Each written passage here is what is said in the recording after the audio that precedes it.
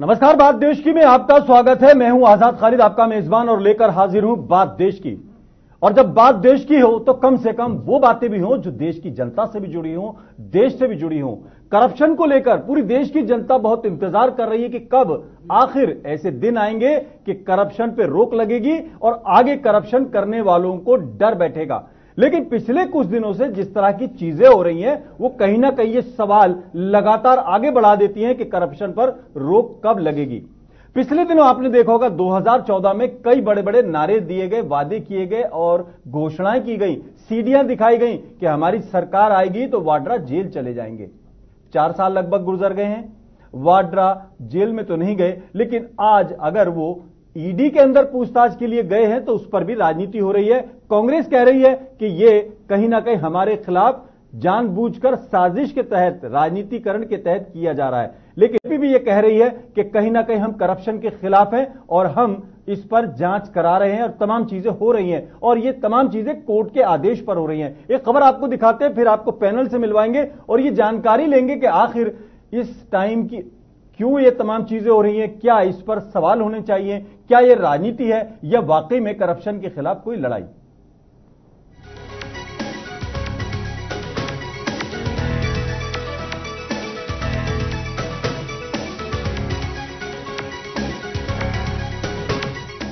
Bharatiya Janata party ने बुधवार को रॉबर्ट वाड्रा के जरिए कांग्रेस पार्टी पर हमला बोला। भारतीय जनता पार्टी के प्रवक्ता संबित पात्रा ने प्रेस कॉन्फ्रेंस कर रॉबर्ट वाड्रा पर कई आरोप लगाए और कांग्रेस अध्यक्ष राहुल गांधी को भी निशाने पर लिया। संबित पात्रा ने आरोप लगाया कि पेट्रोलियम और डिफेंस डील से रॉबर्ट वाड्रा को रिश्वत मिली और इन्हीं दलाली के पैसों से वाड्रा ने संपत्तियां बनाई है। उन्होंने ये भी आरोप लगाया कि लंदन में रॉबर्ट वाड्रा की 8 से 9 संपत्तियां हैं। मंगलवार को कांग्रेस मुख्यालय के बाहर राहुल और प्रियंका गांधी के साथ रॉबर्ट वाड्रा की तस्वीर पर भी संबित पात्रा ने हमला बोला। भाजपा प्रवक्ता ने कहा कि राहुल जी जिनसे ईडी पूछताछ कर रही है, उनके पोस्टर आप लगाते हैं, आप पर धिक्कार है। पोस्टर हटाने से अपराध कम नहीं होते हैं। आश्चर्य होगा कि ये जो सीसी थम्पी हैं, जो रॉबर्ट वाड्रा के लिए, संजय भंडारी के लिए काम कर रहे थे, ये सीसी थम्पी का ईडी अर्थात एनफोर्समेंट डायरेक्टरेट जांच कर रही थी 1000 करोड़ रुपए के फेमा वायलेशन केस में। 1000 करोड़ रुपए के फेमा वायलेशन केस में इसका जांच हो रहा था और यह व्यक्ति रॉबर्ट वाड्रा और स्काईलाइट हॉस्पिटैलिटी व स्काईलाइट एफजेडडी व मनोज अरोड़ा, संजय भंडारी, इन सब के कॉकस में काम करता हुआ किस प्रकार रॉबर्ट वाड्रा को फायदा पहुंचाया जा सके उसमें लगा हुआ था। There is a property in the Malcha Marg. You know, in Delhi there is a place which is a high security diplomatic enclave, Malcha Marg. There is a property in Malcha Marg which is owned by one Jagdish Sharma. Jagdish Sharma कौन है? वो Robert Vadra के special मित्र हैं। He is a special aid of Robert Vadra. Jagdish Sharma ji से भी पूछताछ हो रही है और यह प्रॉपर्टी जगदीश शर्मा जी के पास ही थी, जिसको बेनामी हम कहते हैं, उनके पास थी। मैं आपको एक बहुत बड़ा खुलासा अभी करने वाला हूं कि ये जो मालचा मार्ग वाली प्रॉपर्टी है, इसको 2008-9 में बेच दिया गया। उससे पहले वो रॉबर्ट वाड्रा जी के, जगदीश शर्मा जी के पास था, उसे बेचा गया। और आप जानते हैं किसको बेचा गया? उसे बेचा गया MRMGF को, MRMGF कंपनी को। प्रेस कॉन्फ्रेंस करके बीजेपी ने रॉबर्ट वाड्रा और कांग्रेस पर निशाना साधते हुए कहा कि कांग्रेस दफ्तर के बाहर 2 अपराधियों के पोस्टर लगे हुए थे। दोनों अपराधी जमानत पर बाहर हैं। संबित पात्रा ने आगे कहा कि पहले अपराधी राहुल गांधी 5000 करोड़ के घोटाले में जमानत पर बाहर हैं। वहीं दूसरे अपराधी रॉबर्ट वाड्रा मनी लॉन्ड्रिंग के मामले में ईडी के सामने पेश हो रहे हैं। आज ये जो पूछताछ भी हो रही है और जो तथ्य हमारे सामने आ रहे हैं कि कहीं ना कहीं जो हम राउंड ट्रिपिंग की बात करते हैं, काले पैसे को, ब्लैक मनी को सफेद करने की जो प्रक्रिया है, जिसको राउंड ट्रिपिंग कहा जाता है, वो सिंटेक कंपनी के माध्यम से रॉबर्ट वाड्रा ने अपने किकबैक पैसे को एक राउंड ट्रिपिंग कराया है। मुझे याद है हमने फोटो भी दिखाया था कि लंदन में एक प्रॉपर्टी थी रॉबर्ट वाड्रा की, जो अभी इश्यू चल रहा है ईडी में, 12 ब्रैंटन स्क्वायर वाला। मगर gone are those days when Mr. Robert Vadra possessed only one property in London, Now the issue of contention over here that the ED is looking into, and that in fact is out in the public domain today because of various media reports, are 8 properties in London. London के अंदर 8 properties, एक तो 1.9 million pounds का लगभग 19 करोड़ रुपए का एक mention है, दूसरा उससे भी महंगा है 4 मिलियन पाउंड्स का, तीसरा उससे भी महंगा है 5 मिलियन पाउंड्स का, और 6 फ्लैट्स। आप सोचिए 8-9 प्रॉपर्टी ऐसे रॉबर्ट वाड्रा ने लंदन के अंदर जमा के रखा हुआ है। उसी विषय को लेकर आज वो ईडी में जा रहे हैं। बीजेपी के प्रवक्ता ने यह प्रेस कॉन्फ्रेंस ऐसे समय में की है जब 2019 के लोकसभा चुनाव में कुछ ही दिन बाकी रह गए। कांग्रेस ने प्रियंका को मैदान में उतारा तो बीजेपी प्रेस कॉन्फ्रेंस कर कांग्रेस की खामियां गिनाने में लग गई। Bureau report. आज कांग्रेस कार्यालय पर कुछ पोस्टर्स भी लगे थे जिसमें कट्टर सोच नहीं बल्कि युवा जोश की बात की गई थी, लेकिन उसमें रॉबर्ट वाड्रा का फोटो लगा हुआ था प्रियंका गांधी के साथ, प्रियंका वाड्रा के साथ। उसके बाद हालांकि उसको हटा दिया गया, लेकिन उस पर भी विवाद हुआ। कुल मिलाकर आज की टाइमिंग, आज के सवाल, आज की तमाम चीजों को लेकर एक हम डिस्कशन करेंगे। हमारे साथ एक पैनल जुड़ गया है, शिवम छाबड़ा जी मौजूद है। शिवम छाबड़ा जी बीजेपी की तरफ से अपनी बात रखेंगे। हमारे साथ रवि सक्सेना जी मौजूद हैं, रवि सक्सेना बात रखेंगे कांग्रेस की तरफ से। बहुत बहुत स्वागत है रवि सक्सेना जी आपका। वकार चौधरी रहेंगे हमारे साथ, आम आदमी पार्टी की तरफ से अपनी बात रखेंगे। आशीष पांडे जी हैं, सीनियर एडवोकेट हैं, सुप्रीम कोर्ट में हमारे साथ दिल्ली स्टूडियो में मौजूद है। बहुत बहुत स्वागत है आशीष पांडे जी आपका। और आशीष गुप्ता जी भी रहेंगे हमारे साथ, ये पॉलिटिकल एक्सपर्ट रहेंगे। और बहुत बहुत स्वागत है आशीष गुप्ता जी आपका। सबसे पहला सवाल जो है शिवम छाबड़ा जी से मैं करना चाहूंगा। शिवम जी, सवाल यह कि आपने सीडी बांटी थी बाकायदा और कहा था कि जब हमारी सरकार आएगी तो वाड्रा जेल जाएंगे। कोई चार्जशीट नहीं है, 2014 से मामला चल रहा है लगभग, अगर देखा जाए अभी तक। सिर्फ 2 महीने पहले आपको ये तमाम जानकारियां मिली हैं। टाइमिंग को लेकर सवाल है, आप क्या कहते हैं? देखिए, मेरे को किसी प्रकार का कोई संशय नहीं है कि रॉबर्ट वाड्रा जेल जाएंगे, एक बात। दूसरी बात, आपने टाइमिंग का विषय कहा, तो ये जांच की प्रक्रिया होती है। इसमें 1 साल लगे, 2 साल लगे, 2 महीने लगे, 2 दिन लगे, ये जांच एजेंसी। तो बिना जांच के आपने 2014 में ऐलान कर दिया था? नहीं, ऐलान तो कर ही दिया था, क्योंकि जांच जिन तथ्यों के आधार पर थी वो तथ्य आज भी स्टैंड करते हैं। लगातार इन्वेस्टिगेटिव एजेंसी उस पर जांच कर रही है, और कहीं ना कहीं ईडी ने जो आज उनको बुला करके तलब किया और उसमें बातचीत करी, तो कहीं ना कहीं ये उसी का प्रोसेस है। डेफिनेटली ये तो इसमें कहीं कोई, मैंने कहा ना कि क्वेश्चन तो उठना लाजमी हो सकता है, परंतु इस बात में कोई संशय नहीं है कि रॉबर्ट वाड्रा। 2 सवाल और करना चाहूंगा मैं आपसे लगे हाथों। एक तो ये कि आज ईडी के सामने वाड्रा पेश हुए, लेकिन कुछ घंटे पहले वही जो आरोप थे वो आपकी तरफ से पेश किए जा रहे हैं। तो क्या मतलब बीजेपी के प्रवक्ता जांच के सवाल पहले पेश कर रहे थे, या वो एक तरह क्वेश्चनर जो दे दिए गए थे?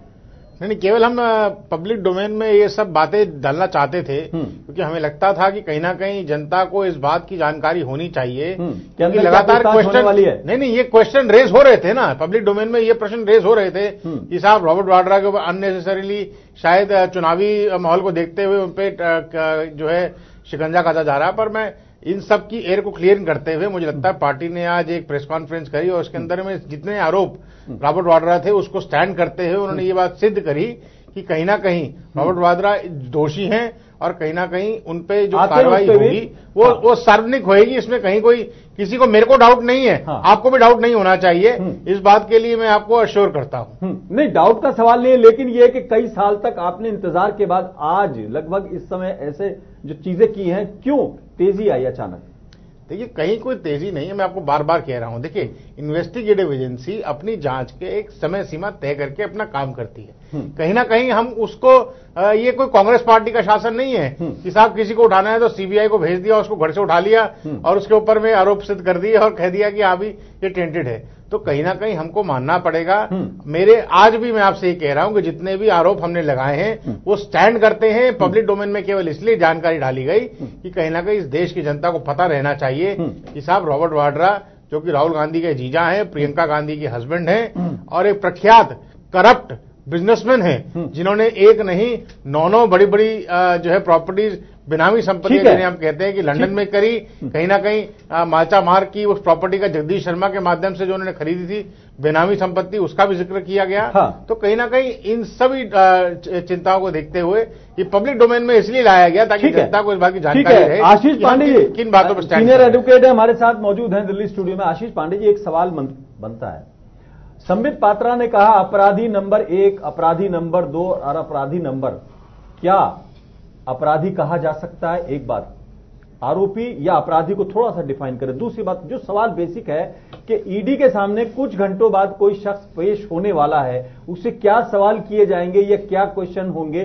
क्या ये पहले पब्लिक डोमेन में आना कानून की नजर में कैसे होता है? हालांकि एक सवाल यह भी बनता है कि अगर ट्रायल के टाइम पे तमाम चीजें दी जाती हैं, सीडी भी वहां जमा होगी, जो आईओ है उसने जो पूछताछ की है उसको भी जस्टिफाई करना होगा कि 4 साल या 5 साल या 7 साल तक जिस चीज में आपने कोई एक्सेलरेशन नहीं किया ठीक चुनाव से इस समय पहले, टाइमिंग को लेकर यह भी सवाल आ सकता है। कैसे देखते हैं पूरे मामले को कानूनी फ्रेमवर्क में? देखिए, पॉलिटिक्स को अपनी तरफ रखते हैं, बीजेपी और कांग्रेस एक दूसरे के ऊपर आरोप प्रत्यारोप लगाते रहेंगे, लेकिन जहां तक आपने पहला क्वेश्चन पूछा कि क्या किसी व्यक्ति को अपराधी कहा जा सकता है बिना उसके अगेंस्ट कोई कन्विक्शन ऑर्डर आए हुए, वो शायद अप्रोप्रिएट नहीं होगा। हाँ, एक्यूज्ड आप जरूर कह सकते हैं। एलिगेशंस लगे हैं रॉबर्ट वाड्रा जी पर, और एलिगेशंस में अभी देखिए, अभी केवल पूछताछ के लिए बुलाया गया है। हो सकता है पूछताछ में उन्होंने ऐसे आंसर्स दिए हों जो कि सेटिस्फैक्ट्री हो। अगर सेटिस्फैक्ट्री नहीं है तो इन्वेस्टिगेशन आगे बढ़ेगा। अभी हमें इंतजार करना चाहिए। किसी देखिए, पॉलिटिकल पार्टी, जवाब जो सूत्रों से आ रहे हैं आशीष जी, मैं आपसे शेयर कर लेता हूं। सूत्रों से हैं कि उनसे पूछा गया तो उन्होंने कहा लंदन में मेरी कोई प्रॉपर्टी नहीं, हालांकि उन्होंने मनोज अरोड़ा से संबंध बताया कि वो मेरा एम्प्लॉय था। तो ये दो जवाब हो सकते हैं, इसको कैसे बाद में रखा जाएगा ये आप बेहतर समझ सकते हैं। लेकिन सवाल वही है कि जो पूछताछ 2 घंटे बाद होने वाली है ईडी के सामने, वो मैं या कोई भी पॉलिटिकल पार्टी का आदमी अगर उसे पहले पब्लिक डोमेन में लाता तो क्या लगता है क्वेश्चन गए होंगे या ये पॉलिटिकली मोटिवेटेड हो सकता है? देखिए, चुनावों का माहौल चल रहा है और इस समय कोई भी एक्शन किसी भी गवर्नमेंट के पार्ट पर कोई ना कोई पॉलिटिकल इंटेंशन उसमें जरूर होती है। अगर देखिए, मेरिट्स पर कुछ भी हो सकता है, करप्शन हुआ हो नहीं हुआ हो, इन्वेस्टिगेशन का मामला है और फाइनली कोर्ट को डिसाइड करना है। लेकिन इसकी टाइमिंग एक बड़ा ही इंटरेस्टिंग फैक्टर है। देखिए, रॉबर्ट वाड्रा साहब को अगर हम देखेंगे तो एक पंचिंग बैग बन गए हैं। मेरिट्स अपार्ट, जब भी इलेक्शन आते हैं कोई ना कोई गांधी परिवार का एक सदस्य कटघरे में आ जाता है करप्शन को लेकर। आखिर अगर उन्होंने करप्शन किया है तो इसको एक लॉजिकल मुकाम तक पहुंचाइए और इस पर कोई प्रोग्रेस होनी चाहिए। ये 2014 में भी इशू था, अब देखिए 2019 में भी ये इशू हो गया। अब कानूनी प्रक्रिया कहां तक पहुंचती है इस सब का हमको इंतजार रहेगा, देखेंगे क्या होता है। यानी आपको लगता है कि 2014 से ये मामला है, हालांकि आरोप तो काफी पहले भी लग गए थे, 7 साल से ज्यादा लगभग हो गए, तो उसमें कोई चार्जशीट होती, कोई जांच होती, तो अब जो आ रहा है इस पर सवाल किए जा सकते हैं। आप कानूनी फ्रेमवर्क नहीं, कानूनी फ्रेमवर्क से शायद सवाल नहीं किए जा सकते हैं, क्योंकि इन्वेस्टिगेशन है। अगर कोई इशू आता है किसी भी इन्वेस्टिगेटिंग एजेंसी के जानकारी में तो उस पर इन्वेस्टिगेशन होगा। टाइमिंग उसकी क्या होती है, ऑब्वियसली उसमें बहुत सारे फैक्टर्स होते हैं। कभी भी कोर्ट उनसे ये नहीं पूछेगा कि ये पर्टिकुलर टाइमिंग, ट्रायल में अगर प्रोसिक्यूशन जो है बचाव पक्ष ये कहेगा कि ये टाइमिंग क्यों थी, तो वो आईओ को तो सेटिस्फाई, आईओ को अदालत को सेटिस्फाई करना होता है, नहीं होता, बस इतना तो देखिए। टाइमिंग लीगली, टाइमिंग कभी भी एक डिफेंस नहीं होती है। डिफेंस हमेशा मेरिट्स पर होता है कि जो एविडेंस आपने कलेक्ट किया हुआ है वो पूरी तरीके से प्रॉपर नहीं है, जिसके आधार पर चार्जेस फ्रेम किए जा सके। टाइमिंग का एक इशू बहुत ही फ्लेक्सिबिलिटी देता है हमारी इन्वेस्टिगेटिंग एजेंसीज को और उनके आंखाओं को कि वो उसको अपने अकॉर्डिंगली यूज करें। यानी कुल मिलाकर लगता है कि कहीं ना कहीं टाइमिंग को लेकर सवाल भले कहीं हो, लेकिन कानूनी फ्रेमवर्क में इस पर कोई सवाल नहीं किया जा सकता। कानूनी फ्रेमवर्क में सवाल नहीं किया जा सकता। हमारे साथ टाइमिंग को लेकर अवश्य सवाल। रवि सक्सेना साहब मौजूद हैं।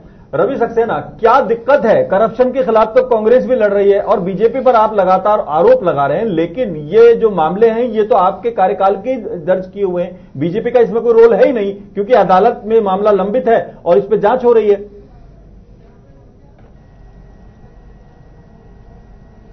मैं समझता हूं खालिद साहब, आपको जानकारी दे दूं कि अदालत में कोई भी मामला लंबित नहीं है। अच्छा, ईडी में एक अभी जमानत एंटीसिपेटरी ली है, तो उसमें आपने वादा किया ना कि कोर्ट कौन सा है, कोर्ट में आपने ये तो एश्योरेंस दिया ना कि हम जांच में सहयोग करेंगे। उन्होंने अभी इसलिए नहीं ली है, नहीं सुन लीजिए, दादा आप उत्साहित मत होइए। एंटीसिपेटरी बेल उन्होंने इसलिए लिए की अर्जी दी है क्योंकि वहां पर एक उनका एम्प्लॉय है, उसके ऊपर उससे उनके संबंध जोड़े जा रहे हैं। अच्छा। उस परिप्रेक्ष्य में उनके ऊपर कोई दबाव ना आए, अच्छा। तो इस तरह का काम ना हो, इसलिए उन्होंने एंटीसिपेटरी बेल के लिए किया है। उनके खिलाफ आज तक कोई FIR नहीं है। अच्छा। दूसरी बात मैं कह रहा हूं, ठीक क्या है, मोदी सरकार इतनी अकर्मण्य और नकारा है कि 2014 से लेके और 2019 तक इस तरह से केस की वो कोई जानकारी नहीं ले पाए। और जैसे ही चुनाव आए हो, प्रियंका जी जैसे ही राजनीति में आई है, हाँ, तो पूरी भारतीय जनता पार्टी को अपनी जमीन खिसकती हुई नजर आ रही है। जी, अरे राजनीति करना है तो राजनीति की तरह करो। सक्सेना साहब, आप भी बीपी मत बढ़ाइए। प्रियंका वाड्रा के आने से 2 महीने पहले पूछताछ हुई है। आप भी, प्रियंका गांधी पहले से ही आपकी कांग्रेस में थी। जिस दिन उनका अनाउंसमेंट हुआ उससे 2 महीने पहले रॉबर्ट वाड्रा से मामला चला है, कोई बाद में नहीं हुआ है। हाँ, तुम क्या डरा पाओगे? हाँ, ये जो काम आप कर रहे हो, इस देश की जनता आपको माफ नहीं करेगी। राजनीति करना है तो राजनीति करो। हाँ। प्रियंका जी आए हैं तो प्रियंका जी के सामने खड़े हो, मुकाबला करो। यूपी जीत के दिखाओ, बिहार जीत के दिखाओ। रवि सक्सेना, प्रियंका वाड्रा आई नहीं है, वो पहले से ही थी, लेकिन नहीं चलेगा। प्रियंका वाड्रा कोई नई नहीं आई है, आपके परिवार की थी, सिर्फ आपने घोषणा की है। सवाल ये है कि आप जो कह रहे हैं उनके आने के बाद, उनके आने से पहले ही जांच हो रही है, उनके आने से पहले मामला चल रहा है। आप इसकी विक्टिम कार्ड क्यों खेलना चाह रहे हो? उनको सक्रिय राजनीति में कर रहे हो? उनको सक्रिय राजनीति में अभी पदार्पण किया है, उनको महामंत्री 2014 में उन्होंने चुनाव में लगाया। 2014 में उनकी जिम्मेदारी नहीं थी क्या? उन्होंने वोट नहीं मांगा? स्टार प्रचारक नहीं थी वो आपकी को लेकर। हाँ। और अब तो जाके वाड्रा साहब के ऊपर। हाँ, अरे आपको शर्म आनी चाहिए। महिलाओं का आप अपमान कर रहे हो, आधी आबादी का। मतलब इस तरह से आपकी ये जो राजनीति आप कर रहे हो, आज जिस तरह से संबित पात्रा ने बैठकर उनको अपराधी कहा है, मैं समझता हूं निर्लज्जता है। शर्म आनी चाहिए आपको। जनता की अदालत में अपराधी को अपराधी कहना गुनाह नहीं है रवि जी। जनता की अदालत में अपराधी को अपराधी कहना गुनाह नहीं है रवि सर। कड़ी पार आप हो। सुनने की भी कृपा करिए, सुनने की भी कृपा करें मेरे महाराज। भी अपराधी है। आप पब्लिक, आप जनता की अदालत में आरोपी को आरोपी कहना कोई गुनाह नहीं है। गुनाहगार को गुनहगार कहना भी आरोपी नहीं है। पार हुए, वो तो अपराधी थे, उनको कोर्ट के अंदर तो साहब इतनी आपत्ति क्यों है कांग्रेस पार्टी को? आप क्या रॉबर्ट वाड्रा के प्रवक्ता हैं? आप रॉबर्ट वाड्रा के प्रवक्ता हैं क्या? अगर आप क्यों ना डिफेंस कर रहे हैं? आप अपनी पार्टी का डिफेंस करिए ना। क्या रॉबर्ट वाड्रा ने कांग्रेस पार्टी ज्वाइन कर ली है क्या? जिसकी 16,000 करोड़ रुपए कहां से? अरे सर बताओ ना, क्या रॉबर्ट वाड्रा ने कांग्रेस पार्टी ज्वाइन कर ली है? क्या वो पार्टी के प्रवक्ता हो गए हैं, नेता हो गए हैं, जो आपको भेज दिया पार्टी का डिफेंस करने के लिए?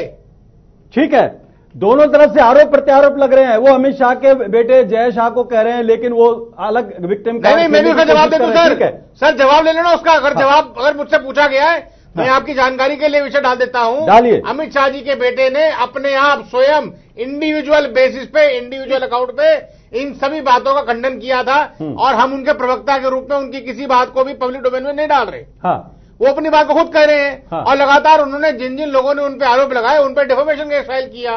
इसमें कहीं भी किसी प्रकार का कोई संशय रहना ही नहीं चाहिए। भाई मैं उनको डिफेंड थोड़ी कर रहा हूं, वो खुद स्वयं डिफेंड करेंगे, वो सक्षम है। आप क्यों रॉबर्ट वाड्रा को डिफेंड कर रहे हैं, मुझे बताइए ना साहब। दोनों का कोई तालमेल नहीं रवि सक्सेना, ये सवाल तो बनता है, क्या रॉबर्ट वाड्रा का फोटो आपने लगाया, आज पोस्टर लगाए, आज आप उन्हें डिफेंड कर रहे हैं, क्या कांग्रेस उनके साथ खड़ी है? एक तरफ तो आप कहते हैं ये उनका इंडिविजुअल मैटर है, आज आप उनको डिफेंड कर रहे हैं, और यही बात जो है ना शिवम छाबड़ा भी उठा रहे हैं। पूरा हिंदुस्तान आपसे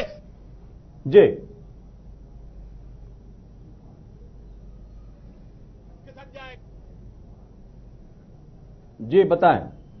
गंदी राजनीति करते हैं आप लोग। डर है तो राजनीति करो। व्यक्तिगत आरोप लगा के, व्यक्तिगत रूप से लोगों को डरा धमका के उनको बदनाम करके राजनीति खालिद साहब, दुर्भाग्यवश इस देश के अंदर की राजनीति इतनी गंदी हो चुकी है। हाँ। इस बात को समझने की जरूरत है। रवि भाई भूल जाते हैं कि ये इन्होंने पिछले जब ये कांग्रेस पार्टी शासन में थी, इन्होंने सीबीआई को एक अपना टूल इस्तेमाल किया, वो कांग्रेस ठीक है, हमारे साथ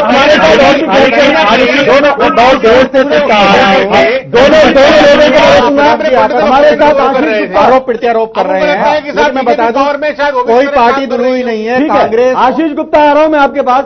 कांग्रेस लोगों को रोकना चाहूंगा, आशीष गुप्ता नहीं है। कांग्रेस में आप भ्रष्टाचार कीजिए और बीजेपी में आप शामिल हो जाएंगे। देखिए आज जिस तरीके से संबित पात्रा ने प्रेस कॉन्फ्रेंस करके जो अपराधी दोनों रॉबर्ट वाड्रा को कहा, 2014 से जिस तरीके से रॉबर्ट वाड्रा को बीजेपी अपराधी साबित करने पे तुली हुई है। लेकिन देखिए हरियाणा की बात करें, गुड़गांव की बात करें या बीकानेर की बात करें, कहीं भी जाकर सबूत पेश नहीं कर पाई। दूसरी तरफ जो लंदन में प्रॉपर्टी की बात कर रहे हैं, लंदन में कोई भी प्रॉपर्टी उनके नाम नहीं है। जब संबित पात्रा से प्रेस कॉन्फ्रेंस में पूछा गया तो ऑनरशिप डॉक्यूमेंट के बारे में कोई भी ऑनरशिप डॉक्यूमेंट किसी तरह से आज कोर्ट ने उन्हें जमानत दे दी। तो मैं ये मानता हूं कि रॉबर्ट वाड्रा के खिलाफ अभी तक कोई बीजेपी सबूत पेश नहीं कर पाई है। खालिद भाई नहीं अपन को फैक्चुअल हो जाना चाहिए, क्योंकि क्या है लेकिन शिवम छाबड़ा ये सवाल तो बनता है, हरियाणा में भी आपकी सरकार है, राजस्थान में वसुंधरा राजे की सरकार थी इससे पहले। अब जनता समझ चुकी है। अब आप देखिए भारती घोष जो पूर्व IPS अधिकारी हैं, अभी कुछ दिन पहले ही रविशंकर प्रसाद जी ने उनको भारतीय जनता पार्टी में शामिल कराया। ममता बनर्जी फैक्चुअल चुकी है। इससे पहले मुकुल राय जो तृणमूल कांग्रेस के नेता और पूर्व रेल मंत्री भी रह चुके हैं। उसके बाद जब 2017 में उन्होंने पार्टी ज्वाइन की, उसके बाद उन्हें किसी भी तरह उनके खिलाफ CBI जांच बंद कर दी। तो बीजेपी और कांग्रेस दोनों का चरित्र एक साथ, चुनाव का समय है। ये लोग प्रियंका के आने के बाद इनको डर सता रहा है। पहले से ही BSP और समाजवादी पार्टी का गठबंधन होने के बाद उत्तर प्रदेश में साफ तौर पे पता, ठीक है, भारतीय जनता पार्टी वकार चौधरी हमारे साथ जुड़े हैं, आम आदमी पार्टी की तरफ से जुड़े हुए। मैं चलूंगा वकार चौधरी के पास। वकार चौधरी, आप राजनीति में बदलाव करने आए थे और आपने कहा था हम राजनीति में बदलाव करेंगे और करप्शन जो है सबसे बड़ा मुद्दा है। आपने कहा था एक बक्सा भरा हुआ है आपके पास, ब्रीफ केस पूरा बताया था, काफी बड़ा साइज भी बता रहे थे आप उसका, शीला दीक्षित के खिलाफ। शीला दीक्षित दोबारा से अध्यक्ष बन गई है दिल्ली प्रदेश की, बाहर रहते रहते कैसे लड़ाई होगी? नहीं देखिए, भ्रष्टाचार अपनी जगह है और भ्रष्टाचार की चूंकि हमारा दुर्भाग्य है कि हमारे पास कोई भी एजेंसी, जांच एजेंसी, हमारे पास कुछ भी नहीं है आज के टाइम में। एक ACB थी, वो भी मोदी सरकार ने हमें रातों रात पैरामिलिट्री फोर्स भेज के हमसे वो कब्जा ली। तो हम जांच किस एजेंसी से कराएं, सबसे पहला सवाल। अच्छा। दूसरा सवाल, जो आज ये पूरा प्रकरण हुआ है, दिल्ली की ब्यूरोक्रेसी आपके साथ काम नहीं करना चाहती है साहब। शिवम साहब जवाब, शिवम छाबड़ा एक मिनट उनका जवाब ले लेते हैं, फिर आपके पास आऊंगा जी। सर जवाब तो ले लीजिए। हाँ लीजिए बीजेपी जी। हाँ, हमारा देश का दुर्भाग्य यह है कि आज अगर ईडी रॉबर्ट वाड्रा से पूछताछ करती है तो बीजेपी वाले आके उसका जवाब दे रहे हैं। अरे मैं पूछना चाहता हूं, अभी ये कह रहे थे कि रॉबर्ट वाड्रा के आप प्रवक्ता है, क्या आप ईडी के प्रवक्ता है, क्या आप दिल्ली पुलिस के प्रवक्ता है, क्या आप सीबीआई के प्रवक्ता है? कमाल की बात करते हैं आप लोग। हमने तो ईडी का वर्जन दिया भी नहीं है, बीइंग अ पॉलिटिकल पार्टी। पैरों की हमने तो केवल आरोप लगाए हैं। आप देश को कहां ले जाना चाहते हैं? अरे सर, देश को कहां ले जाना ये तो हम तय कर रहे हैं सर। आज देश तय कर रहे हैं। आप अगर ईडी पूछताछ करिए तो भारतीय जनता पार्टी कौन होती है? सेफ हैंड में है। जवाब देने वाली भारतीय जनता पार्टी होती कौन है? उसको किसने कर दिया है? ये तो संविधान ने इससे ज्यादा छोड़ना कोई काम हो नहीं सकता है। देश की चिंता कर रहे हैं ज्यादा। आप मुंह खोल देते हैं। आप आरोप प्रत्यारोप में आप बात बातचीत करनी चाहिए। आपने मुझसे कहा कि हमारी हरियाणा बहुत सारे प्रकरण हैं जिनके मैं एक गिनाऊंगा। अरे भाई साहब सुन लीजिएगा। पहली बार रॉबर्ट वाड्रा के खिलाफ में अगर कंप्लेंट दर्ज हुई तो भारतीय जनता अरे खाली साहब इनको रोकिए तो कम से कम ये देखना चाहता हूँ राजनीतिक पार्टी से। अरे वकार साहब एक सवाल, एक वकार चौधरी है सवाल। वकार चौधरी रॉबर्ट वाड्रा के साथ खड़े हैं या तो आप के खिलाफ क्या कर रहे हो? नहीं देखिए, हम चल रही है सर। हमारे पास हम करप्शन के खिलाफ है, करप्शन के हम साथी नहीं है। हम हर उस काम के, हम देशद्रोहियों के भी खिलाफ है, हम उस चीज के खिलाफ हैं जो संविधान के खिलाफ है। जैसे सर आपसे तो कन्हैया कुमार के खिलाफ में जो है एक वो नहीं दिया जा रहा, सारे जवाब आपको खींच रहा है भारतीय जनता पार्टी वाले। देखिए अभी शिवम जी ने कहा, सारे पॉलिटिकल लोगों से एक रिक्वेस्ट करना चाहूंगा, इसको संघर्ष का माहौल में बनाइए। अगर एक एक बात कहेंगे तो समझ में आएगी। आपका सबका स्टैंड बिल्कुल क्लियर है, करप्शन को लेकर आपका सबका स्टैंड क्लियर है, लेकिन एक एक करके बोलेंगे तो शायद बात समझ में आ जाएगी। एक दूसरे के ऊपर जब आपकी उंगली होती है तो बाकी जो उंगलियां होती है वो कहां होती है, ये भी सोच लिए। वकार साहब, सवाल ये है कि आप जो है आज रॉबर्ट वाड्रा के खिलाफ जो कार्रवाई है उसमें साथ दे रहे हैं या करप्शन के खिलाफ चीजों का साथ दे रहे हैं, आपका स्टैंड क्या है? देखिए, रॉबर्ट वाड्रा से जो पूछताछ हुई है वो होनी चाहिए और वो अब से 4 साल पहले होनी चाहिए। हमारा सवाल आज भी यही है, भारतीय जनता पार्टी तब कहां सो रही थी, मोदी सरकार तब कहां सो रही थी जब इनको चार्जशीट दाखिल करवानी चाहिए थी। आज हमें सवाल, हमारी जो क्वेश्चन है वो है टाइमिंग के ऊपर लेके।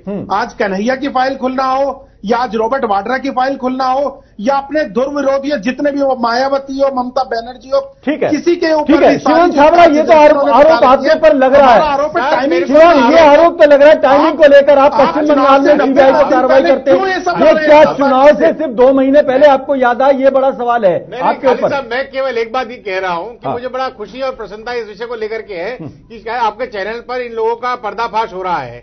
लगातार आप बार बार ये बात क्वेश्चन कर रहे हैं, भारतीय रॉबर्ट वाड्रा पे कार्रवाई क्यों नहीं है? 4 साल पहले होनी चाहिए थी। अरे ये तो कहो कि कार्रवाई हो रही है, उसका हम स्वागत करते हैं। ये कहने में क्यों संकोच कर रहा है कोई आदमी? यार कमाल हो गई। और दूसरी बात, आपने कन्हैया का विषय छेड़ा। दिल्ली पुलिस ने चार्जशीट फाइल करके कोर्ट में सबमिट की। कोर्ट ने कहा भाई दिल्ली सरकार पे जाइए, दिल्ली सरकार इसको फॉलो करेगी। दिल्ली सरकार पे कहा 10 दिन हो गए, कोई कार्रवाई नहीं करी। जवाब देना क्यों नहीं करी? लेकिन शिवम छाबड़ा, सवाल ये है कि सारी कार्रवाई अभी क्यों हो रही है? ठीक है, चाहिए, ठीक है, 90 दिन में चार्जशीट दाखिल होती है। ठीक है, आशीष पांडे हमारे साथ मौजूद है। 1 मिनट, ये राजनीतिक पार्टियां जो कर रही हैं ये सबको दिख रहा है कि फर्दर इन्वेस्टिगेशन की जाती है। ठीक है, आपकी जानकारी भी शायद आशीष पांडे ठीक कर लें आप। आशीष पांडे जी के पास चलते हैं, एडवोकेट है हमारे साथ। आशीष जी, टाइमिंग को लेकर सवाल उठ रहा है हर आदमी का।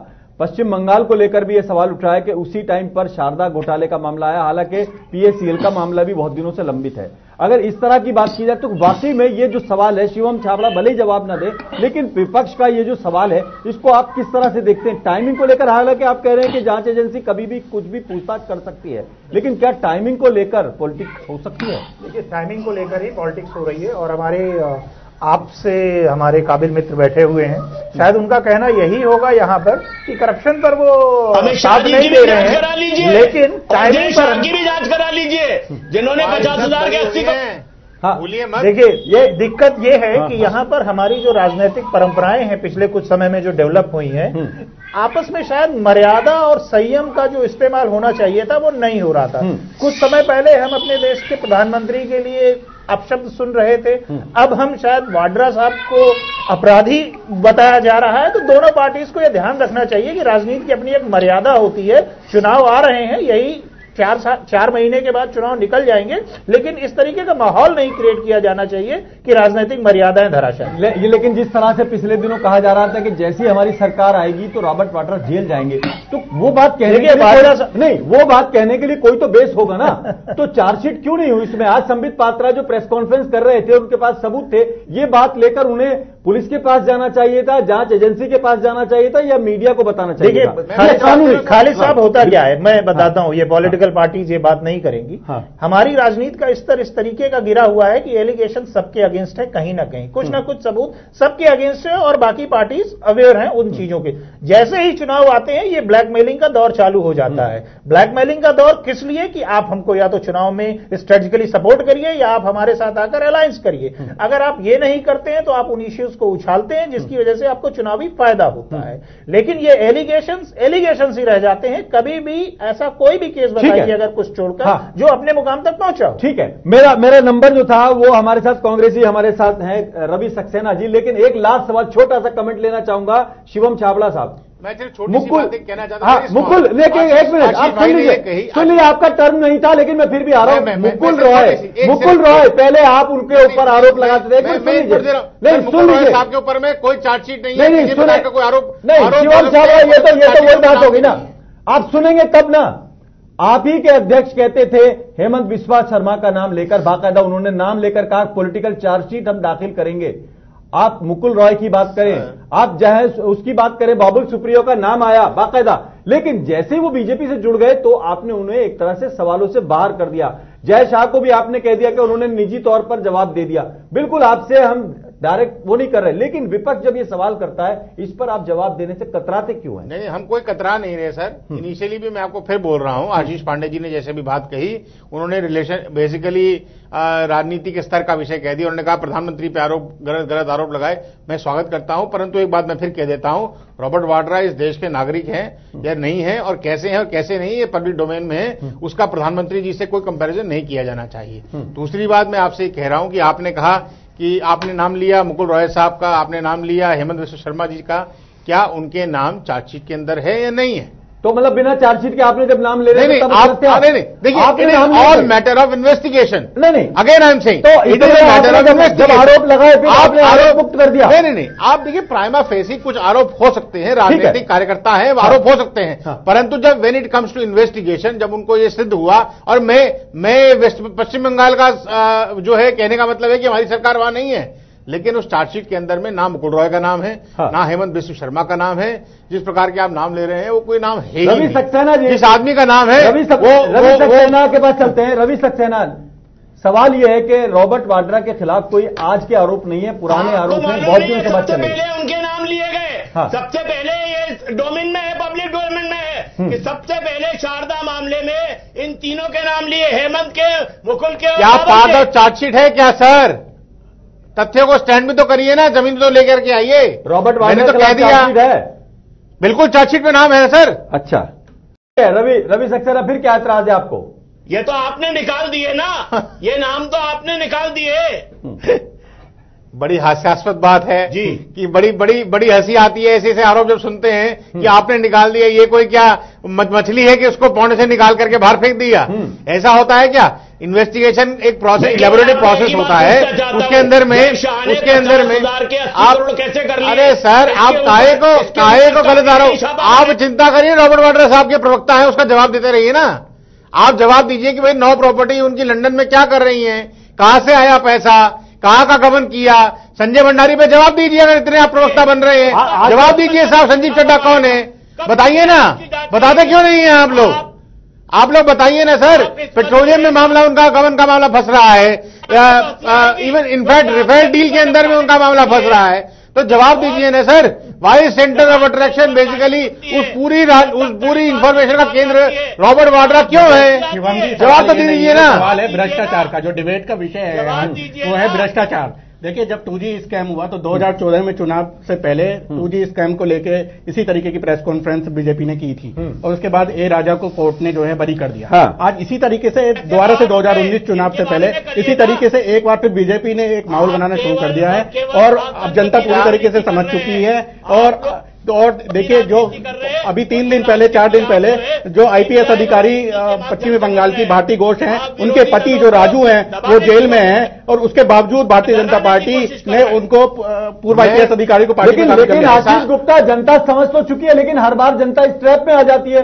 2G होता है, बोफोर्स होता है, सब चीज होती है, अगस्ता होता है, तमाम चीज होती है, लेकिन आखिर में जीरो निकलता है। और जब खुद अपने परिवार के लोग फंसते हैं तो जिस तरीके से ये बवाल होता है दोनों तरफ से, तो ये कैसे होगा? जनता का भला होगा, देश का भला कैसे होगा?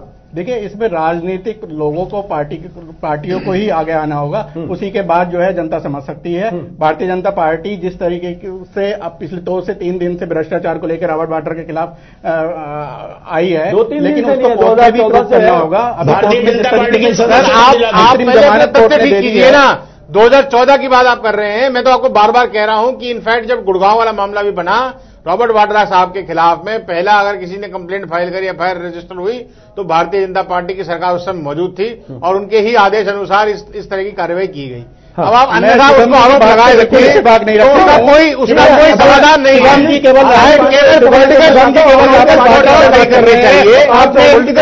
नहीं करने चाहिए।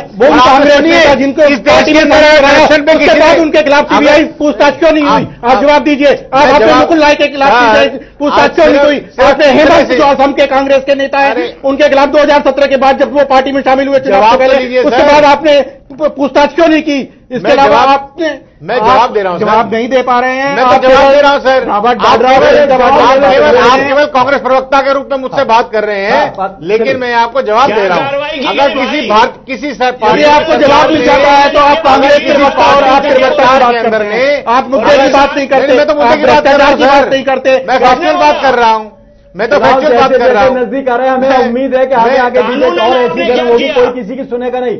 लेकिन आशीष पांडे, एक सवाल बहुत मामूली बनता है, हालांकि आम आदमी पार्टी के लिए बड़ा सवाल है। आम आदमी पार्टी की तरफ से कहा जाता है हमसे एसीबी ले ली गई थी जब इन्होंने शीला दीक्षित के खिलाफ बक्सा बताया था सबूतों से भरा हुआ। ये क्या क्या कर सकते हैं? एक सेकंड, जैसे ही आरोपी लोग रवि सक्सेना आता हूं आपके पास, के धुले हो जाते हैं कैसे? हाँ, तो ये जो बड़ा सवाल है आशीष जी कि अगर इनके पास सबूत थे तो ये और कहां जा सकते थे? अगर एसीबी इनके पास होगी तो कार्रवाई होगी, नहीं होगी तो क्या करप्शन दबा दिया जाएगा? ये बड़ा सवाल है टेक्निकली। मैं एक टेक्निकल एस्पेक्ट को हटा देता हूं। मैं बिल्कुल एक आम आदमी की तरह, आम आदमी पार्टी नहीं, आम आदमी की तरह बात करता हूं। अगर मेरे पास कोई भी पावर नहीं है और मेरे पास कोई एविडेंस है, मिनिमम जो मैं कर सकता हूं उन सबूतों को पब्लिक कर सकता हूं, वो भी नहीं किया गया। वकार साहब, पब्लिक ही कर देते जी, वो सबूत थे आप वो पब्लिक कर देते।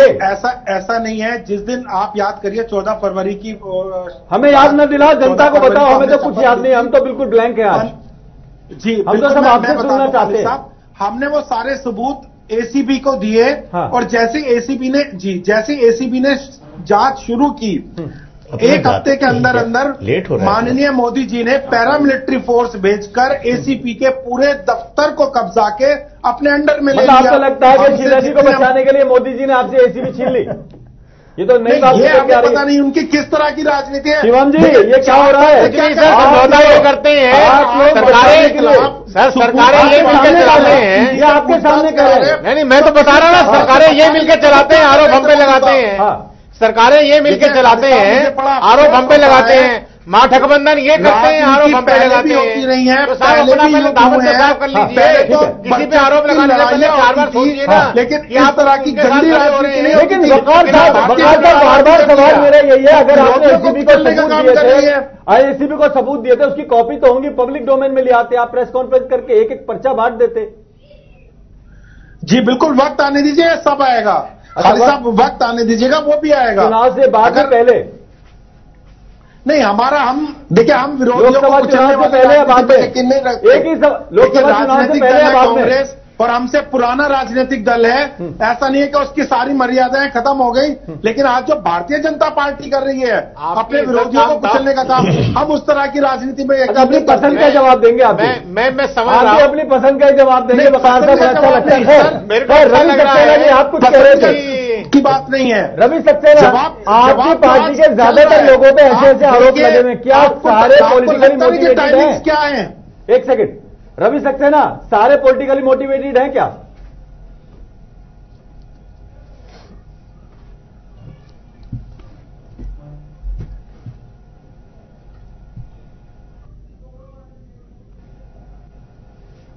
रवि सक्सेना को शायद आवाज नहीं जा रही हमारी। रवि सक्सेना जी, आवाज आ रही है आप तक हमारी?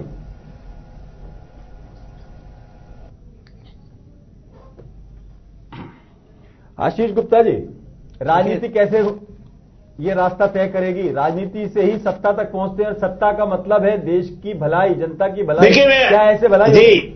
देखिए, ऐसे भलाई बिल्कुल नहीं होगी। नहीं, देखिए आजाद साहब, मैंने आपको कहा कि ये केवल प्रतिशोध की राजनीति है।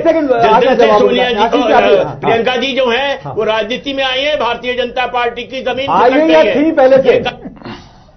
इसको क्लियर कर दें, इसको क्लियर कर दें। के ऊपर, कभी माया जी के ऊपर, कभी अखिलेश जी के ऊपर इन्होंने आतंक की राजनीति बना रखी है।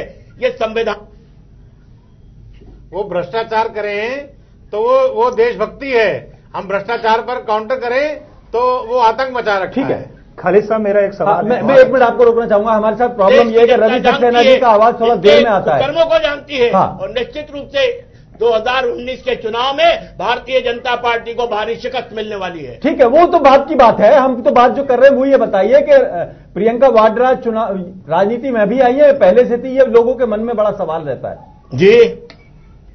मतलब होता है ना कि एक आदमी को सिर्फ अभी पोस्ट मिली है, लेकिन वो काम पहले से कर रहा था।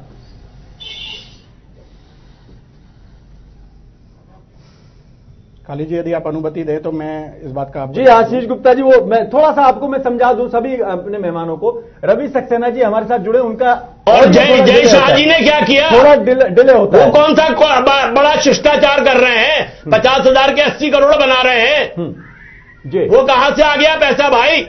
शायद रवि सक्सेना जी इस बात का जवाब आपको नहीं दे पाएंगे। खाली जी मैं आपको चलिए आप दे दीजिए। अब आप मैं आपको कह रहा हूं, अगर वाड्रा जी ने कुछ वाड्रा तो केवल बहाना है, मेन मकसद जो आजाद साहब मेरा ये कहना है, अगर वाड्रा जी को लॉन्च करने की वजह से, देखिए 2009 में जब कांग्रेस लोकसभा चुनाव में 21 सीटें जीतती है और उसके बाद जो डिम्पल यादव हैं उनको भी उपचुनाव में जो है कांग्रेस ने शिकस्त दी थी। तो आज जो माना जा रहा है, जो आज का जो वो है भ्रष्टाचार का और मेन प्रियंका वाड्रा का, तो बीजेपी जो है वो किसी तरह डरी हुई है प्रियंका वाड्रा के आने से, क्योंकि 2009 में 21 सीटें जीतना, मतलब प्रियंका के आने से 2 महीने पहले वाड्रा के खिलाफ कार्रवाई शुरू हो गई थी। पहले ही पता था कि प्रियंका आने वाली है। देखिए ये तो पहले ही बिल्कुल पता था पार्टी को, बीजेपी को, कि कुछ ना कुछ यूपी, क्योंकि इनका मकसद है यूपी में ही सबसे ज्यादा 80 लोकसभा सीटें हैं। यदि हमें सरकार बनानी है 2019 में, दोबारा फतेह करना है, तो हमें इसी वजह से 2009 में जो 21 सीटें कांग्रेस ने जीती, और उसके बाद आशीष गुप्ता जी मुझे लग रहा है कि कांग्रेस की आपको बहुत ज्यादा जानकारी है और अच्छा भी लग रहा है, लेकिन मैं जो जानना चाह रहा था वो ये जानना चाहता, प्रियंका जो वाड्रा हैं वो अभी लॉन्च हुई है या पहले से कांग्रेस के लिए काम कर रही थी? इसमें रायबरेली और अमेठी में सोनिया गांधी और राहुल गांधी के लिए पहले से काम करती आई हैं। हाँ। और 2009 में भी बहुत अच्छे से उन्होंने काम किया, उसका रिजल्ट हमें देखने को मिला। 2009 के बाद आप देखने को होगा जब सोनिया गांधी और सुषमा स्वराज का जब आमने सामने थी, तो जो गैर हिंदीवासी लोग थे उसमें एक बहुत मजबूत पकड़ प्रियंका गांधी की देखी गई। प्रियंका गांधी की जो पूर्वी उत्तर प्रदेश में जो इनको लॉन्च किया है प्रदेश अध्यक्ष, पूर्वी उत्तर प्रदेश के अध्यक्ष के रूप में माना जा रहा है कि पूर्वी उत्तर प्रदेश का जो वाड्रा के खिलाफ जो हर कार्रवाई है इस पे विक्टिम कार्ड क्यों खेला जा रहा है, बाकायदा सहानुभूति क्यों ली जा रही है? ये तो कार्रवाई बहुत पहले से चल रही थी। मेरा सवाल सिर्फ यही है कि प्रियंका वाड्रा जो है पहले से राजनीति में कांग्रेस परिवार की सदस्य हैं, उस परिवार की सदस्य हैं जिसको कई बार लोग नंबर 1 परिवार भी कहते हैं, लेकिन अब उस पर विक्टिम कार्ड खेला जा रहा है। कार्रवाई तो पहले से चल रही थी। देखिए बात कार्रवाई का नहीं है, बात इस चीज का है कि जो खुद कांग्रेस के प्रवक्ता और कांग्रेस के नेता कह रहे हैं, प्रियंका गांधी ने जब आज कांग्रेस पार्टी दफ्तर में गई तो उनका स्टेटमेंट आया कि हम इससे नहीं डरते, ये केवल हमें डराने के लिए हो रहा है, ये केवल, तो ये साफ तौर पे जो खुद भी कोर्ट ने भी आज अंतरिम जमानत रावत वाड्रा को दी है और कहा है कि अभी आप सबूत लाइए। अभी जब ममता बनर्जी वाला कोलकाता वाला मुद्दा हुआ उसमें भी कमिश्नर के खिलाफ जब ये सीबीआई सुप्रीम कोर्ट गई तो साफ तौर पे सीबीआई ने सुप्रीम कोर्ट ने साफ कर दिया कि आप सबूत लाइए। तो आज संबित पात्रा प्रेस कॉन्फ्रेंस में राजीव कुमार को ये तो नहीं कह देना घर बैठ जाइए, ये कहा है कि जब भी जांच एजेंसी होगी आपको पूछताछ में हिस्सा लेना होगा और शिलोंग जाकर देना होगा। हाँ एब्सोल्युटली यस। देखिए वो ना जीत ममता बनर्जी की है, ना वो जीत सुप्रीम कोर्ट ने, ना भारतीय जनता पार्टी की है, ना सीबीआई की है। जब कमिश्नर पेश होंगे, सबूत पेश होंगे, उसके बाद आशीष जी रोकना चाहूंगा, मैं थोड़ा सा सिस्टमेटिक लेके चलना चाहूंगा क्योंकि शोर बहुत हो जाता है। मैं आपको बता दूं रवि सक्सेना जी के पास जब मैं जाऊं तो थोड़ा सा समय लग जाएगा, थोड़ा सा आपको सुनना पड़ेगा और 1-2 सेकंड्स का जो है ना वो डिले होता है। आशीष जी मैं रवि जी के पास जाने से पहले जानना चाहता हूं कि कानून को किस तरीके से, अगर देखा जाए कानून अपना काम करता है, उसमें डिले भी होता है, कई बार होता है, लेकिन जो उसके जानकार हैं, हर पार्टी में बड़े बड़े वकील आपके जैसे बैठे हुए हैं, बड़े बड़े सलाहकार हैं, तो कहीं ना कहीं टूल के तौर पर अगर देखें उन आरोपों को, जो आरोप दबे पड़े रहते हैं, बहुत बहुत दिन पुराने, शारदा चिट फंड कितना पुराना है, लेकिन अब वो निकल के बाहर आ गया। पीएसीएल भी इसी तरह का मामला, उसमें तो संपत्ति कुर्क करने के आदेश है लेकिन वो नहीं हो पाया, लेकिन जांच के लिए एक्सेलरेशन की बात आ गई, ऐसी वाड्रा की बात आ रही है, ऐसी और चीज आ रही है। तो क्या सरकारें बदलती रहेंगी, टूल बदलते रहेंगे? ये सरकारें बदलती रहेंगी और जो बेसिक फंडामेंटल इश्यूज हैं वो सेम रहेंगे, उन इश्यूज के अराउंड पॉलिटिक्स सेम रहेगी। तोपें ऐसे घूम जाया करेंगी, कभी इधर कभी इधर। तीनों पार्टीज के यहाँ प्रवक्ता बैठे हुए हैं, माननीय प्रवक्ता बैठे हुए हैं। मेरा एक बड़ा छोटा सवाल है, अगर वो उसका आंसर दे दें, एक काम वोटर के रूप में। तीनों लोगों से सवाल कर रहे हैं वकील साहब, तीनों लोगों। पहला सवाल मेरा आम आदमी पार्टी के प्रवक्ता से है। आप कह रहे हैं शीला दीक्षित के खिलाफ आपके पास सबूत थे जिसको कि आपने ईसीबी को दे दिया, जिसका कार्रवाई नहीं हुआ।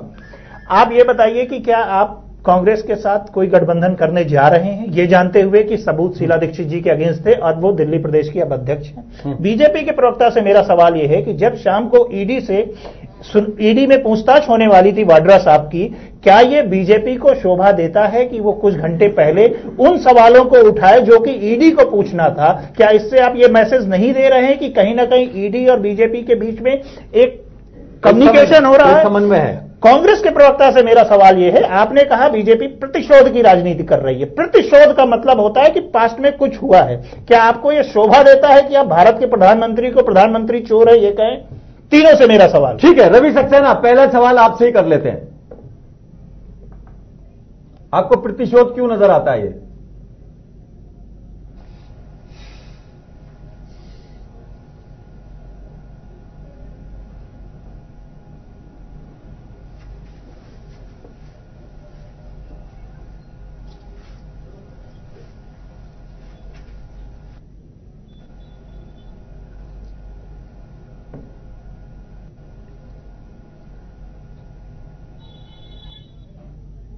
अनुभव नहीं है, इसकी जमीन पे कोई फैक्ट्री नहीं है, उसको ये ठेका कैसे मिल गया, 30,000 करोड़ रुपया उसकी जेब में कैसे चला गया, आज तक कोई जवाब नहीं है। सेम एलिगेशन देखिए वाड्रा साहब के ऊपर भी लग रहे हैं, डिस्टर्ब हो जाएगा। उसके बारे में कोई बात नहीं कर रहे। जब नहीं करोगे तो हम यही कहेंगे ना भाई कि चौकीदार ही चोर है। हमने तो नहीं कहा प्रधानमंत्री चोर है, हमने तो ये कहा कि चौकीदार ही चोर है। बनाने का, कोई फाइटर प्लेन बनाने का कोई अनुभव नहीं है। जिस आप ममता जी को डरा रहे हैं सीबीआई से। लेकिन रवि सक्सेना, एक सवाल यहां पर, ममता जी के पास जाने से पहले आप मुझे ये बता दीजिए, राफेल के मामले पर सुप्रीम कोर्ट में मामला साफ हो गया है, संसद के अंदर जवाब आ गया है, फिर भी आप उसको उठा रहे हैं। बारे में कोई बात नहीं कर रहा है। क्या इसका लीगल हुआ है? करोगे तो हम यही कहेंगे ना भाई कि चौकीदार ही चोर है। हमने तो नहीं कहा। आपने कहा कि उसकी जांच हो चुकी है, जबकि वो जांच नहीं हुई है, किसी ने वो रिपोर्ट नहीं देखी है। आपने झूठ बोला सुप्रीम कोर्ट के अंदर। संसद में आपने जब बात की तो आपने संसद में भी दुनिया भर की बातों की, और ये दो सवालों का जवाब नहीं दिया कि भाई 576 का जितना जवाब आप यहाँ पर हमारे सवालों का देते हैं उतना ही जवाब वहां मिलता है। आप भी हमारे सवालों का जवाब सीधा सीधा कोई नहीं देता। हम शिवम भार्गव से पूछते हैं कि आपने एक टाइमिंग एग्जीक्यूटिव रखी तो वोट पर सवाल करते हैं, मुकुल रॉय पर बात करते हैं तो वो बात करते हैं। मुकुल रॉय हो चुकी है। मुकुल रॉय अब आप बताइए। हाँ, किसी ने वो रिपोर्ट नहीं देखी है। हाँ, आपने झूठ बोला सुप्रीम कोर्ट के अंदर। संसद में आपसे जब बात की तो आपने रवि सक्सेना जब आप कहते ना आपने तो हमको डर लगता है, अब आपको डर, आप बीजेपी बोला करो। आप कहा करो बीजेपी ने झूठ बोला, सरकार ने झूठ बोला। आप जब कहते ना आपने तो मुझको ये डर लगने लगता है, तो आप ऐसा तो नहीं कह रहे। थोड़ा सा आप ये थोड़ा सा सही कर लें, थोड़ा कहा करें कि बीजेपी ने झूठ बोला या किसने झूठ बोला है नहीं। हाँ, उसको ये कॉन्ट्रैक्ट कैसे मिल गया? क्योंकि बाकी 5 लोगों को लगता है कि वो झूठ आप उनको कह रहे हैं। आज तक कोई ने दिया नहीं है।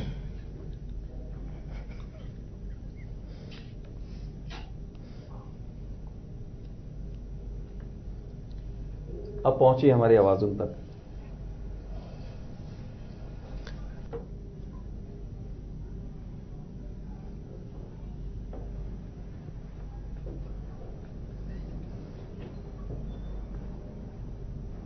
शिवम भार्गव, आपका क्या स्टैंड है?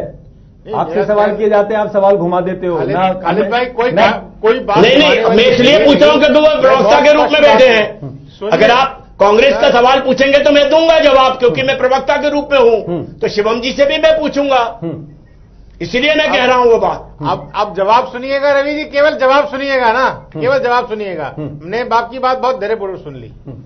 आपने अभी आशीष भाई ने बोला कि ऐसी इसकी टाइमिंग करो, उन्होंने क्वेश्चन उठाया। उन्होंने कहा कि शाम में जब इंक्वायरी होनी थी या पूछताछ होनी थी, सुबह बीजेपी ने प्रेस कॉन्फ्रेंस क्यों करी? मैंने आपसे आते ही, आपने मुझसे जब ओपनिंग कमेंट लिया था तब भी मैंने आपसे ये बात कही कि भारतीय जनता पार्टी चाहती है कि हर चीज पब्लिक डोमेन में होनी चाहिए। कहीं ना कहीं किसी व्यक्ति के मन में, इस देश के किसी नागरिक के मन में किसी प्रकार का कंफ्यूजन नहीं होना चाहिए। किसी सीएल में जो सुप्रीम कोर्ट का जो आदेश है वो क्यों नहीं हुआ? डिले और नॉन डिले का विषय नहीं है, इट्स अ टेक्निकल इशू। हाँ, ये एक ये भी पब्लिक डोमेन में आना चाहिए ना। इसमें कहीं भी पब्लिक डोमेन में आना चाहिए। नहीं, पब्लिक डोमेन में सारी चीजें रहनी चाहिए सर। पब्लिक डोमेन में सारी चीजें, इसीलिए शायद राफेल के मुद्दे पर हमने ये भी बात कही, कहीं ना कहीं कांग्रेस पार्टी ने जब रिट फाइल करी कोर्ट के अंदर में, तो हमने सभी तथ्य ऑनरेबल सुप्रीम कोर्ट को दिए। उन्होंने बहुत ही इलैबोरेटिव सुप्रीम कोर्ट ने कहा कि जो है इनकी प्रॉपर्टी जो बेची जाए और निवेशकों का पैसा दिया जाए। नहीं, मोहन ने इस्तीफा दिया और आज ही क्यों होना थी?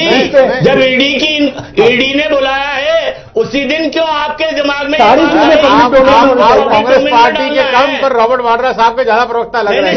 ठीक है, आप अपनी तो बताइए, सुनिए ना। अब तो शिवम जी आपका नंबर है। नहीं, मैं तो जवाब दे रहा हूं। डोमेन में और भी बहुत चीजें आनी चाहिए ना। बिल्कुल आनी चाहिए और सारी चीजें पब्लिक डोमेन में रहनी चाहिए। उसी के अपन कहे कि उसी मूवमेंट के अंदर में आज भारतीय जनता पार्टी ने सुबह प्रेस कॉन्फ्रेंस करी। ठीक है, ये उसका जवाब है। अभी आपने जो बात रवि भैया ने कही, उस बात का भी मैंने जवाब दे दिया कि जब देश की संसद पे आपको विश्वास नहीं, देश की न्यायालय पर आपको विश्वास नहीं, तो साहब आप स्वयंभू हैं और आपके राहुल गांधी जी जो भगवान हैं, वो आप उनको मानिए और हमें कोई आशीष गुप्ता है नहीं। इस देश की जनता जानती है कौन सही है कौन गलत के पास भी चलूंगा। वकार साहब का सवाल है, लेकिन आशीष गुप्ता का बीच में टेक ले लेते हैं। आशीष गुप्ता जी, दोनों पार्टियों का सामने आपको थोड़ा सा कांग्रेस पे हाथ कम रखिएगा, थोड़ा सा वो नहीं तो छवि बन जाएगी आपकी पॉलिटिकल एक्सपर्ट की बजाय कांग्रेस एक्सपर्ट ना हो जाए। जी ऐसा नहीं है। देखिए, जो आज बता दूं कि जो कांग्रेस के अलावा बीजेपी के भी नेता हैं, जो 11 से 12 लोग हैं, जिसमें योगी आदित्यनाथ जी हैं, अमित शाह जी हैं, बहुत सारे लोग हैं जिन पर हीनियस क्राइम के केस दर्ज हैं, उनके खिलाफ आज तक कोई कार्रवाई नहीं हुई। अभी जैसे इन्होंने रवि सक्सेना जी ने कहा भी कि अमित शाह जी के बेटे शाह जी आपने बना लिया है। तो इसी तरीके अमित शाह और मोदी के अलावा पार्टी दिखती कहाँ है? सवाल पिछला सवाल उसका जवाब अब दे रहे हैं, थोड़ा आवाज दे जा रही है उन तक। समस्या यही है। रवि जी, आप मुझे अनुमति दे तो मैं अपनी बात आप बताइए, आशीष जी बताइए। तो सवाल इस चीज का नहीं है। सवाल ये है कि जिस तरीके से विपक्षी पार्टी आरोप लगा रही है पिछले लंबे समय से, कहीं ना कहीं जनता में ये इमेज बनती जा रही है, जो आज आशीष जी ने अभी कहा भी कि टाइमिंग को लेकर जो सवाल उठाया गया, वो उससे इस बात से मैं इत्तेफाक रखता हूं। बिल्कुल वास्तव में ये बात ठीक है कि इससे ये साबित हो रहा है कि कहीं ना कहीं ईडी जो है और भारतीय जनता पार्टी के इशारे पर काम कर रही है। ठीक है, वकार साहब, सवाल आपसे भी वही है। जी बिल्कुल। पहले मैं आशीष भाई के सवाल का जवाब दे दूं कि हम गठबंधन करेंगे या नहीं करेंगे। देखिए, देश का सवाल है, दो चीज आ रही है, लोकतंत्र जी मैं दोनों चीजों का जवाब दूंगा। लोकतंत्र बचाना है हमें, या हमें अपने देश को बचाना है। या एक, अगर हमने मोदी सरकार दोबारा कब्जा कर लेती है भारत के ऊपर, तो आने वाले 50 साल तक, जैसे अमित शाह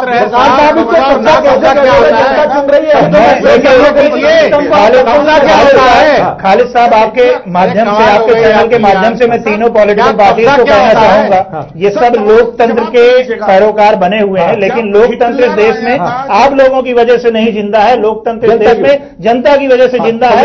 ये पार्टीज रहें ना रहें, इस देश में ले लेते तब तक लोकतंत्र रहे। वकार चौधरी, मैं आपको, हिटलर ने किया था, उसने पूरा संविधान बदल दिया था, और जब तक वो मरा नहीं, हिटलर इंडिया में नहीं हो सकता। तो यही इंडिया की ब्यूटी है, भारत की ब्यूटी है, यहाँ के संविधान के देश का संविधान नहीं बदला जा सकता। सरकार अल्पमत में आती है, मनमोहन सिंह पूर्व हो जाते हैं, इस देश के लिए अटल बिहारी वाजपेयी पूर्व हो जाते हैं, भी देनी पड़ी, तो मैं निसंकोच दे दूंगा, लेकिन संविधान के ऊपर, देश के ऊपर खतरा नहीं आने दूंगा। रही बात गठबंधन की, गठबंधन एक दूसरा विषय आ जाता है। सभी मेहमानों का बहुत बहुत शुक्रिया। चारों हमारे साथ 4 पॉलिटिकल लोग थे, एक कानून के हमारे जानकार थे, लेकिन चारों पॉलिटिकल लोगों की बातों से यह लग रहा था कि आरोप तो हम लगाएंगे, लेकिन काम क्या होगा यह हम नहीं बताएंगे। और बात देश की में आज फिलहाल इतना ही। अपने मेजबान आजाद खालिद को इजाजत दें।